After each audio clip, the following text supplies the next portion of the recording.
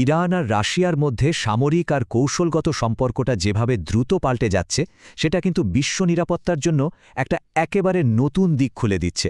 চলুন এই জটিল সম্পর্কের একদম ভেতরে ঢুকে দেখা যাক। এই একটা লাইনই কিন্তু পুরো গল্পটা বলে দিচ্ছে।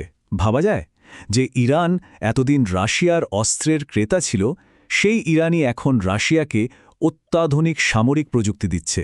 এটা সত্যি এক নাটকীয় পট পরিবর্তন। তো আজকের এই আলোচনায় আমরা ঠিক কি বিষয় দেখব। প্রথমে আমরা বোঝার চেষ্টা করব কিভাবে এই সম্পর্কটা এমন আমূল বদলে গেল। এরপর দেখব তাদের অতীতের অস্বস্তিকর ইতিহাসটা। তারপর আসবে ইউক্রেন যুদ্ধ, যা একটা অনুঘটক হিসেবে কাজ করেছে। আর অবশ্যই এখন তাদের মধ্যে ঠিক কিসের লেনদেন চলছে এবং কেন পুরো বিষয়টা একটা নতুন বৈশ্বিক হুমকিতে পরিণত হচ্ছে, সেটাও আমরা খতিয়ে দেখব। আচ্ছা, চলুন তাহলে শুরু করা যাক। এই যে সম্পর্কটা, এটা এখন আর শুধু অস্ত্র কেনাবেচার মধ্যে সীমাবদ্ধ নেই। ব্যাপারটা এখন তার চেয়ে অনেক গভীরে চলে গেছে, একটা পুরোদস্তুর কৌশলগত মৈত্রীতে রূপ নিয়েছে। তো এই নতুন সম্পর্কটা দাঁড়িয়ে আছে মূলত 4টে মূল খুঁটির ওপর। প্রথমটা হলো প্রযুক্তির বিস্তার, যেখানে দুই দেশই একে অপরকে সামরিক প্রযুক্তি দিচ্ছে। এরপর আসছে প্রাতিষ্ঠানিকীকরণ, মানে এই সম্পর্কটাকে দীর্ঘমেয়াদী একটা কাঠামো দেওয়া হচ্ছে। তৃতীয়ত, দুজনে মিলে পশ্চিমা নিষেধাজ্ঞাগুলোকে বুড়ো আঙুল দেখাচ্ছে।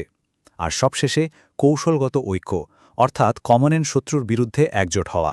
কিন্তু মজার ব্যাপার হলো, এই যে এত গভীর বন্ধুত্ব, এটা কিন্তু খুব বেশি দিনের পুরনো নয়। এর আগে পর্যন্ত তাদের সম্পর্কটা ছিল বেশ অন্যরকম, অস্বস্তিকর, আর বলতে গেলে পুরোটাই লেনদেনের উপর ভিত্তি করে। চলুন সেই ইতিহাসে একবার চোখ বুলিয়ে নেওয়া যাক। একটু এই টাইমলাইনটার দিকে তাকানো যাক। 90-এর দশকে সোভিয়েত ইউনিয়ন ভাঙার পর ইরান রাশিয়ার কাছ থেকে কিছু সাবমেরিন, ট্যাঙ্ক কেনে। কিন্তু 2000-এর দশকে মার্কিন চাপে সেই লেনদেন প্রায় বন্ধই হয়ে যায়। 2010 সালে তো সম্পর্কটা একেবারে তলানিতে গিয়ে ঠেকে, যখন রাশিয়া ইরানের কাছে S-300 মিসাইল বিকৃত করেইনি, উল্টো ইরানের ওপর জাতিসংঘের নিষেধাজ্ঞাকে সমর্থন করে বসে। ভাবা যায়।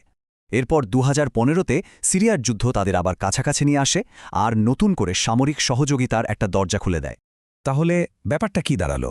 সোজা কথায় 2022 সালের আগ পর্যন্ত এই সম্পর্কটা ছিল একেবারেই একপেশে একটা লেনদেন। রাশিয়া ছিল বিক্রেতা আর ইরান ছিল শুধুই একজন ক্রেতা। সমীকরণটা ছিল খুবই সহজ। আর তারপর 2022 সালের ফেব্রুয়ারিতে এমন একটা ঘটনা ঘটল যা এই পুরো সমীকরণটাকেই ওলটপালট করে দিল। ইউক্রেন যুদ্ধ এই সম্পর্কের জন্য একটা কৌশলগত টার্নিং পয়েন্ট হয়ে দাঁড়াল। ইউক্রেন আক্রমণের পর রাশিয়া যখন আন্তর্জাতিকভাবে একঘরে হয়ে পড়ল আর যুদ্ধক্ষেত্রে তাদের অস্ত্রের ঘাটতি দেখা দিল, তখন তারা বাধ্য হয়েই ইরানের দিকে হাত বাড়ায়। আর ঠিক এই মুহূর্তেই ইরান একজন সাধারণ ক্রেতা থেকে এক অপরিহার্য সরবরাহকারী হয়ে ওঠে। এই স্লাইডটা পুরনো আর নতুন সম্পর্কের পার্থক্যটা খুব পরিষ্কারভাবে দেখাচ্ছে। আগে কি ছিল? ইরান রাশিয়াকে নগদ টাকা দিত আর তার বদলে অস্ত্র পেত। এটা ছিল একটা ওয়ান ওয়ে স্ট্রিট। কিন্তু এখন দেখুন, এটা একটা টু ওয়ে হাইওয়ে হয়ে গেছে, যেখানে ইরান রাশিয়াকে ড্রোন আর প্রযুক্তি দিচ্ছে, আর বিনিময়ে রাশিয়া থেকে পাচ্ছে অত্যাধুনিক যুদ্ধবিমান আর মহাকাশ প্রযুক্তির মতো জিনিসপত্র। আচ্ছা, তাহলে এখন প্রশ্ন হলো, এই যে লেনদেন হচ্ছে, ঠিক কি দেওয়া নেওয়া চলছে যা এই অংশীদারিত্বকে এতটা বিপজ্জনক করে তুলেছে? চলুন একটু গভীরে গিয়ে দেখা যাক। ইরান রাশিয়াকে যুদ্ধের জন্য খুবই জরুরি প্রযুক্তি দিচ্ছে। এর মধ্যে যেমন আছে শাহেদ আর মোহাজের 6-এর মতো ভয়ঙ্কর ড্রোন, তেমনই আছে লক্ষ লক্ষ কামানের গোলা। এমনকি নিষেধাজ্ঞা এড়ানোর জন্য ঘোস্ট ফ্লিট বা ভুতুরে জাহাজ ব্যবহার করার মতো কৌশলও শেখাচ্ছে, যা দিয়ে জাহাজের পরিচয় লুকিয়ে অবৈধ বাণিজ্য করা যায়। আর এর বিনিময়ে ইরান রাশিয়ার কাছ থেকে যা পাচ্ছে তা তাদের কয়েক দশকের স্বপ্ন, যেমন অত্যাধুনিক সুখোই 35 যুদ্ধবিমান, স্যাটেলাইট প্রযুক্তি আর উন্নত সাইবার ক্ষমতা। মানে এমন সব জিনিস যা ইরানের সামরিক শক্তিকে এক লাফে কয়েক ধাপ এগিয়ে দেবে।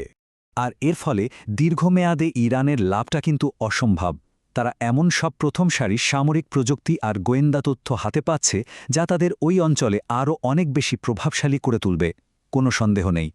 এবার চলুন একটু ভবিষ্যতের দিকে তাকাই এবং বোঝার চেষ্টা করি কেন এই অংশীদারিত্বটা একটা দীর্ঘস্থায়ী এবং ক্রমাগত বাড়তে থাকা বৈশ্বিক চ্যালেঞ্জ হিসেবে দেখা দিচ্ছে। আর এই অংশীদারিত্ব যে কোনো এককালীন চুক্তি নয়, তার সবচেয়ে বড় প্রমাণ হল রাশিয়ার আলাবোগা ড্রোন ফ্যাক্টরি। এটা কিন্তু শুধু ড্রোন কেনাবেচার ব্যাপার না, এটা হলো যৌথভাবে সামরিক সরঞ্জাম তৈরির একটা দীর্ঘমেয়াদী এবং প্রাতিষ্ঠানিক পরিকল্পনা। ব্যাপারটার বিশালত্বটা একটু ভাবুন তো। এই আলাবুগা কারখানার লক্ষ্য হল 2025 সালের মধ্যে 6000 শাহেদ 136 টন তৈরি করা। শুধু এই সংখ্যাটাই এর ভয়াবহতা বোঝানোর জন্য যথেষ্ট। আর এই যে সহযোগিতা, এটা কিন্তু একটা দুটো নয়, তিনটে লেভেলে একসাথে চলছে। প্রথমত সরকারি পর্যায়, যেখানে বড় বড় কৌশলগত চুক্তি হচ্ছে। দ্বিতীয়ত প্রাতিষ্ঠানিক পর্যায়, যেখানে রাষ্ট্রীয় সংস্থাগুলো প্রযুক্তি বিনিময়ের চুক্তি করছে। আর তৃতীয়ত গোপন ও অবৈধ পথে, যেখানে নিষেধাজ্ঞা এড়িয়ে চোরাচালান চলছে। এই চারটা দেখুন, ইরানের হাতে এখনই 700 থেকে শুরু করে 2000 কিলোমিটারেরও বেশি পাল্লার শক্তিশালী মিসাইল আছে। এবার ভাবুন তো, রাশিয়ার আরও উন্নত প্রযুক্তি পেলে এই অস্ত্রগুলো কতটা নিখুঁত আর আরও কতটা বিধ্বংসী হয়ে উঠতে পারে। তো শেষ পর্যন্ত প্রশ্নটা এটাই এসে দাঁড়ায়, এই অংশীদারিত্ব যেভাবে গভীর হচ্ছে, তাতে বিশ্ব কি একটা পুরো দস্তুর সশস্ত্র ইরান আর প্রযুক্তিগতভাবে চাঙ্গা হয়ে ওঠা একটা রাশিয়ার মুখোমুখি হওয়ার জন্য আদৌ প্রস্তুত? এর দীর্ঘমেয়াদী প্রভাব নিয়ে ভাবার সময় কিন্তু এসে গেছে।